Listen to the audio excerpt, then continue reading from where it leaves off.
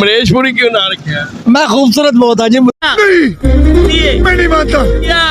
बुजुर्ग भी मैंने वेखी जा रहे हैं, पूछो इन्होंने की मसला की है। साजी मसला है कि कल दी चाबी बनवा ते नहीं, बुजुर्गों बना रहा कल दी बुजुर्गों तेल में चाबी ना लड़दे मैंने चाबी नहीं बना रहा कल ही चाबी दे अज तक बनाई नहीं। जो चाबी बनाई थी ना तेल मुक गया, मैं थुका नाल बना रहा। वेखो चाबी चाबी वे चाबी दी मैं गरारी जी ना ताड़ी अख चो चेक करनी है, ठीक है।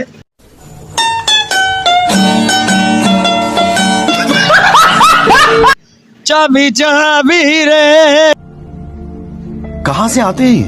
चाबी चाबी चाबी चाबी चाबी तो मैं ताड़ी बना रहा। ये मैनू शक पै रहा जिवें मेरी फुफी दी है। ये ताड़ी चाबी है, ये ताड़ी चाबी नहीं है।